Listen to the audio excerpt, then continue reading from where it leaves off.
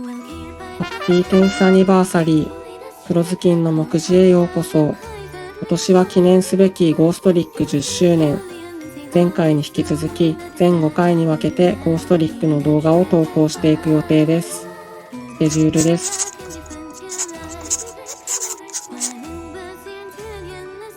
7月のブースターパック、エイジ・オブ・オーバーロードにて、ゴーストリックの構築を拡張する新テーマ、大砲が登場したため一部変更となっております。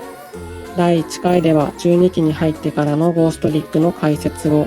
第2回ではゴーストリックカード33種の紹介及び解説を行いました。ゴーストリックについての基礎知識が詰め込まれていますので、黒ずきんの目次を初めて開いたよって方は、ぜひ第1回ゴーストリックの教科書上巻から開いてみてください。第3回では以上の内容を踏まえ、メインデッキのゴーストリックを活かした準構築及び準寄せの構築について紹介しました。今回第4回はガチ勢必見。公認大会優勝の実績を残し、マスターデュエルで最高ランクに到達した構築をいよいよ紹介しちゃいます。目次です。3章立てにてお送りします。概要欄にタイムテーブルを記載しています。チャンネル登録、高評価よろしくお願いします。第1章黒魔女ゴーストリック。まずは前回の準ゴーストリックをベースに診断の財宝を混ぜた黒魔女ゴーストリックの紹介です。構築の考え方自体は準ゴーストリックとおおむね同じで、ゴーストリック側では無理なエクシーズ展開をせず、人型やセイレーンをパニックで起こして妨害とリソースの確保を兼ね備えながら戦います。キーカードとなるのは現在法スネークアイ。デッキからレベル1の炎属性モンスターをリクルートできるカードで、このカードでリクルートしたスネークアイエクセル。エクセルからサーチして能動的に SS できるスネークアイホワイトバーチで召喚権を使わずにデュラハン、そこから打天使をエクシーズ召喚できます。メインゴーストリックに召喚権を割きつつ、打天使を横に並べられる動きは実質6枚耐性となったベーゴマックス。し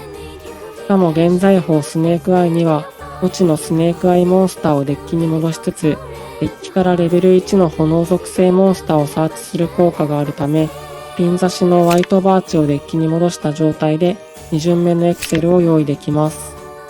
これだけ聞くと非常に強力で理想的な出張パーツなのですが、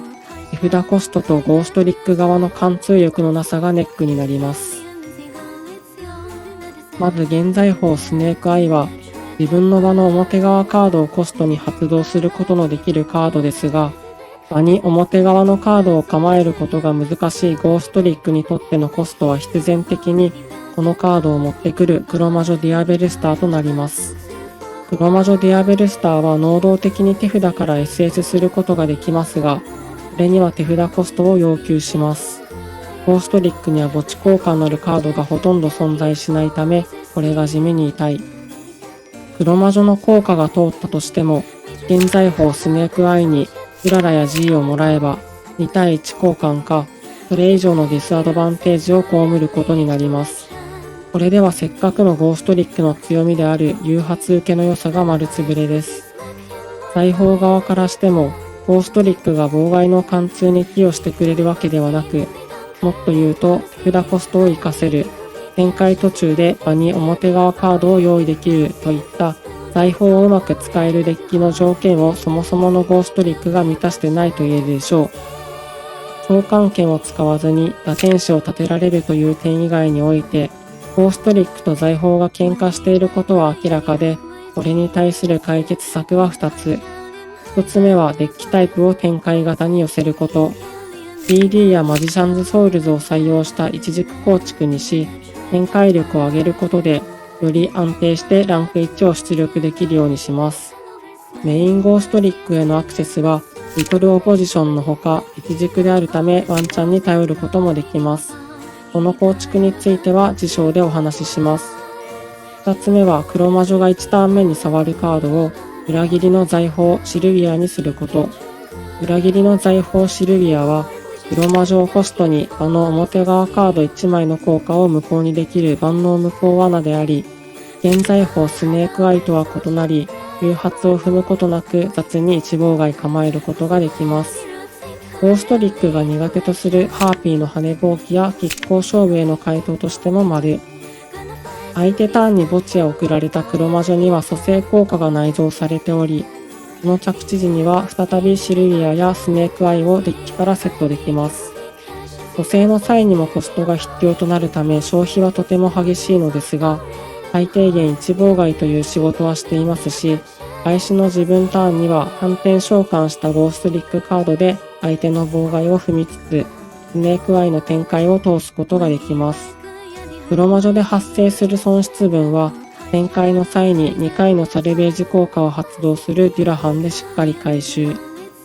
前回動画でもお話ししましたが、先行1ターン目に展開しなければ、相手にこのデッキに対しての G は腐るという認識を植え付けることができます。それゆえ相手ターンに黒魔女やリトルオポジションで SS する際、G の発動を誘発することもできるのです。第2章黒魔女ゴーストリック2、展開型に寄せた黒魔女ゴーストリックの紹介です。DD やマジシャンズソウルズを採用することで、ランク1を安定して出力できるようになり、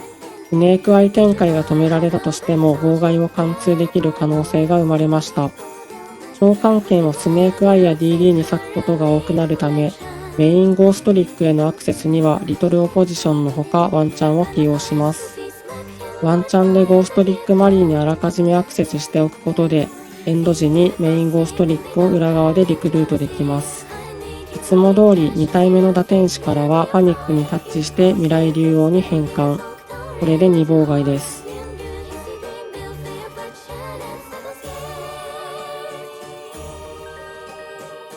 イラストアド最強のジャック・イン・ザ・ハンドを採用できるのもポイントですね。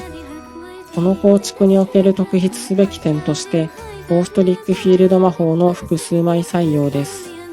表側で場に存在できるゴーストリックフィールド魔法は、スネークアイの唯一のコストになります。展開途中、デュラハンでそれをサルベージし、2体目の打天使からリフォームにタッチすれば、好きなフィールド魔法を何でもデッキから持ってくることができるようになります。候補として挙げられるのは、王家の眠る谷、ネクロバレーのほか、アンデッドワールド、サモンブレーカー、デュエルアカデミアあたりでしょうか。遊戯王は自分の展開を押し付けるゲームなので、第1章で紹介した構築よりも能動的に動けるこちらの方がやはり強そうです。第3章二軸ゴーストリック。今回の目玉。9枚耐性の1枚書道から未来竜王プラスメインゴーストリックの盤面を実現した理想的かつ最強の構築です。ゴーストリックのことで日常的に頭を抱えている黒ずきんもこれにはにっこり。昨年末に公認優勝、今年2月にはマスターデュエルでダイヤ1達成という輝かしい実績も残しております。発案者のきりみさんの構築記事は動画説明欄から。まずは展開から。暗黒の将来神、七星の開門は、それぞれ互いをサーチできる1枚書道で、これらからスプライトスプリンドをリンク召喚します。スプリンドのリンク召喚成功時、デッキから素早いアンコを落とすことで素早いビーバー2体を特殊召喚。この2体を使って打天使を召喚します。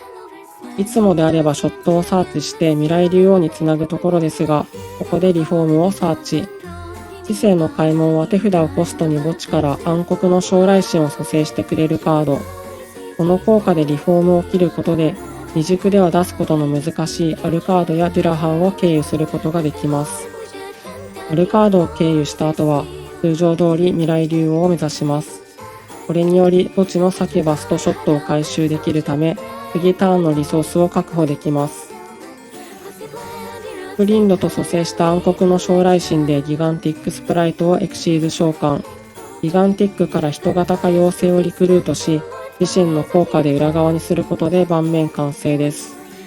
従来であればここからスプライトエルフをリンク召喚し、未来竜王やメインゴーストリックに対象耐性を付与しつつ、相手ターンの展開も見込めたのですが、OCG では禁止カードとなっているため説明を省きます。